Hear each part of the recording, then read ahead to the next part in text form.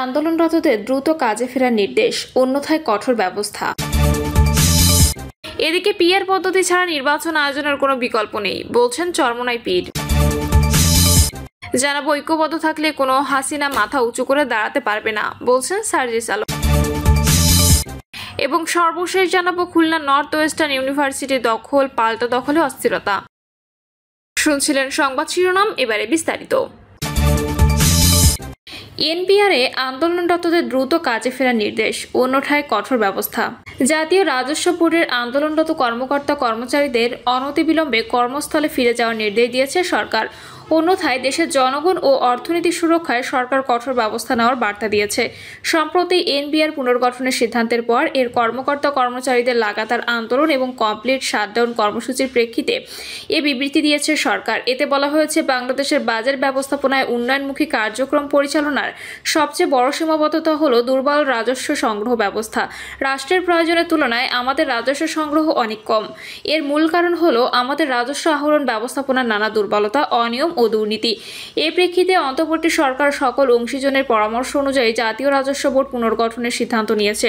তবে এই পুনর্গঠনের সিদ্ধান্তের কর্মকর্তা কর্মচারীদের আন্দোলনের কারণে জনদুর্ভোগ তৈরি হয়েছে বলে উল্লেখ করেছে বিবৃতিতে বলা হয়, সরকার গভীর উদ্বেগের সাথে লক্ষ্য করছে যে রাজস্ব সংস্কারের কাজকে বাধাগ্রস্ত করার জন্য কতিপয় কর্মকর্তা কর্মচারীবৃন্দ নজিরবিহীনভাবে গত 2 মাস ধরে দেশের ব্যবসা বাণিজ্য, আমদানি রপ্তানি এবং রাজস্ব আদায় কার্যক্রম অন্যায় ও অনৈতিকভাবে মারাত্মকভাবে ব্যাহত করে আন্দোলনের নামে চরম দুর্ভোগ তৈরি করেছে, যে সম্পূর্ণভাবে অগ্রহণযোগ্য।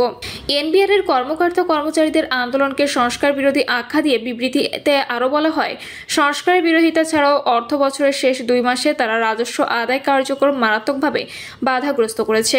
এই তথাকথিত আন্দোলন পরিকল্পিত, দুরভিসন্ধিমূলক, যা জাতীয় স্বার্থ এবং নাগরিক অধিকারের চরম পরিপন্থী। সরকারের পক্ষ থেকে রাজস্ব বোর্ডের কর্মকর্তা কর্মচারীদের দাবি বিবেচনায় নেওয়ার সুস্পষ্ট ঘোষণা দেওয়া হয় এবং আলোচনায় আসার আহ্বান জানালেও তারা তা অগ্রাহ্য করে। আলাপ আলোচনার মাধ্যমে সমস্যা গ্রহণযোগ্য সমাধান না করে তারা আন্দোলনের নামে অনমনীয় অবস্থান নিয়ে ক্রমাগত দেশের অর্থনীতির ক্ষতি করে চলেছে।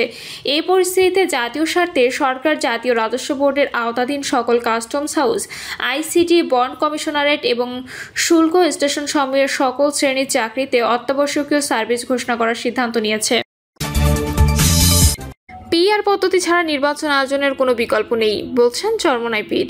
পিআর পদ্ধতি ছাড়া নির্বাচন আয়োজন করার কোনো বিকল্প নেই বলে মন্তব্য করেন চরমোনাই পীর এবং ইসলামী আন্দোলন বাংলাদেশের আমির মুফতি সৈয়দ মোহাম্মদ রেজাউল করিম। চরমোনাই পীর বলেন, সংস্কার, বিচার ও আনুপাতিক হারে নির্বাচনের দাবিতে আমরা এখানে একত্র হয়েছি। জুলাই অভ্যুত্থানকে আমরা অতীতের মধ্যে ব্যর্থ হতে দিতে পারি না। প্রয়োজনীয় রাষ্ট্র সংস্কার এখনই করতে হবে।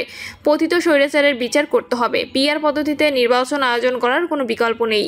তিনি বলেন, 1972 সালে রচিত সংবিধান ছিল দেশের মানুষের গণ আকাঙ্ক্ষার প্রতীক। সেই সংবিধান রচয়িতাদের স্বাধীন বাংলাদেশের সংবিধান রচনা করার ম্যান্ডেটই ছিল না। তারা অন্য দেশের সংবিধানকে অনুসরণ করেছিল, ফলে যা হওয়ার তাই হয়েছে। রেজাউল করিম বলেন, রাজনৈতিক সংস্কৃতি কলুষিত হয়েছে। সবচেয়ে ভয়াবহ ব্যাপার হলো সংবিধান মেনেই স্বৈরাচার তৈরি হয়েছে। এজন্য আমরা সংস্কারের প্রশ্নে অটল এবং অবিচল অবস্থান নিয়েছি। রাষ্ট্রের মূলনীতি সহ সংসদে উভয় পক্ষের পিআর পদ্ধতি নির্বাচনের মতো ঐক্যমত না হলে গণভোটের আয়োজন করতে হবে। তিনি আরও বলেন, জুলাই অভ্যুত্থানের প্রধান লক্ষ্য ছিল দেশকে স্বৈরাচারের হাত থেকে রক্ষা করা, 54 বছরে জমা হওয়া জঞ্জাল দূর করা। অভ্যুত্থানের পরে সংস্কার কমিশন গঠন করা হয়েছে। আমরা মতামত দিয়েছি। এখন সংস্কার নিয়ে দ্বিতীয় দফায় আলোচনা চলছে। আমরা লক্ষ্য করেছি মৌলিক সংস্কারে কেউ কেউ গড়িমসি করছেন। এটা জুলাইয়ের সঙ্গে বিশ্বাসঘাতকতা। স্বৈরাচার তৈরির রাস্তা খোলা রাখা যাবে না। সংস্কার না করে নির্বাচনের আয়োজন করে আবারও আগের জায়গায় নিয়ে যাওয়া যাবে না। ইসলামী আন্দোলন বাংলাদেশের আমির বলেন, পতিত স্বৈরাচারের কোনো ক্ষমা নেই। যারা সরাসরি ফৌজদারি অপরাধের সঙ্গে জড়িত ছিল তাদের বিচার করতে হবে। যারা অপরাধে সহায়তা করেছে তাদেরও বিচার করতে হবে। বিচারের ক্ষেত্রে কিছুটা অগ্রগতি হলেও পতিত সরকারের অধিকাংশ মন্ত্রী, এমপি এবং নেতারা এখনও জেলের বাইরে। অনেকে দেশের বাইরে থেকে উস্কানি দিয়ে যাচ্ছে। অবিলম্বে ফ্যাসিস্টের সঙ্গে জড়িত সকলকে শাস্তির আওতায় আনতে হবে।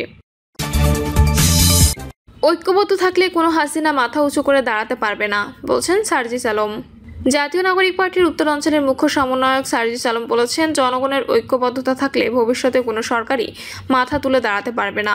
আমরা যতদিন ঐক্যবদ্ধ থাকবো ততদিন এই বাংলাদেশ আর কোনো হাসিনা মাথা উঁচু করে দাঁড়াতে পারবে না।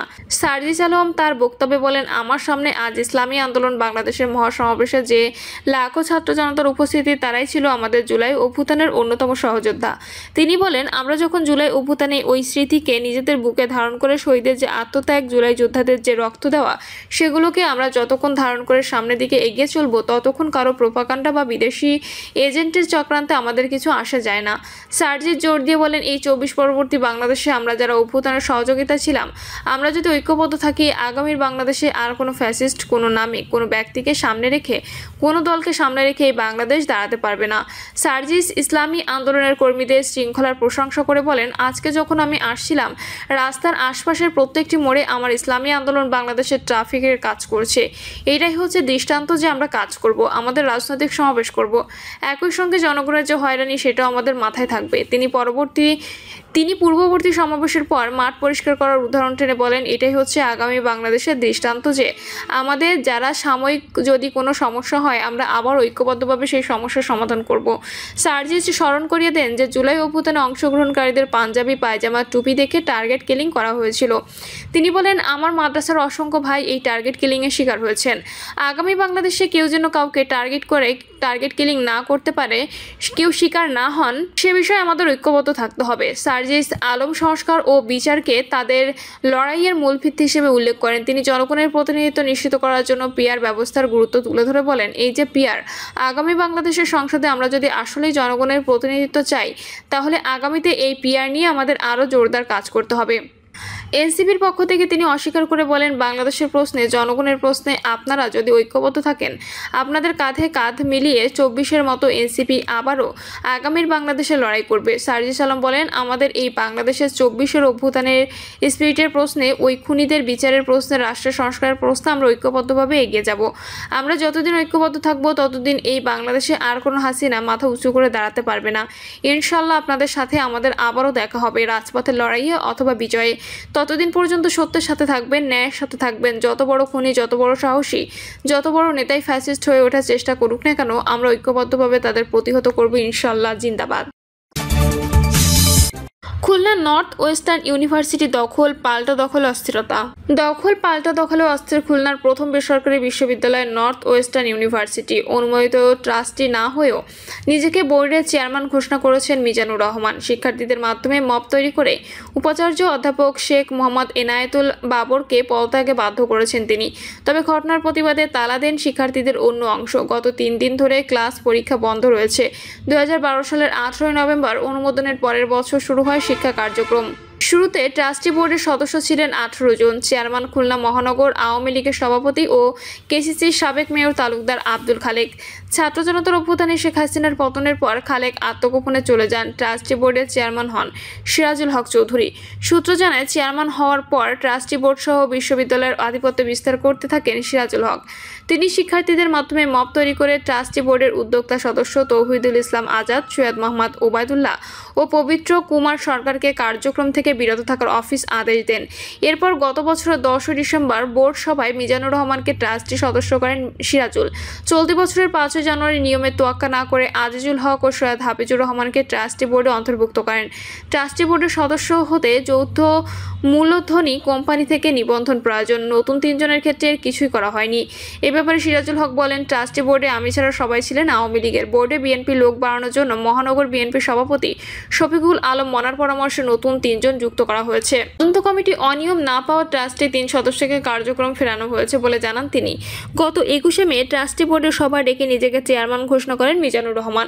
হাফিজুর রহমানকে করা হয় সদস্য সচিব। এরপর থেকে সিরাজুল হককে সরিয়ে ক্যাম্পাসে নিয়ন্ত্রণ নিচ্ছেন মিজানুর। অভিযোগ রয়েছে, খুলনা মহানগর বিএনপির এক শীর্ষ নেতার ইন্ধনে অন্য ট্রাস্টিদের পক্ষে টানতে ভয়ভীতি দেখানো হচ্ছে। প্রিয় দর্শক, এই ছিল এখনকার সর্বশেষ সংবাদ। আপডেট সব সংবাদ পেতে চ্যানেলটি সাবস্ক্রাইব করে বেল আইকনটি ক্লিক করে রাখুন।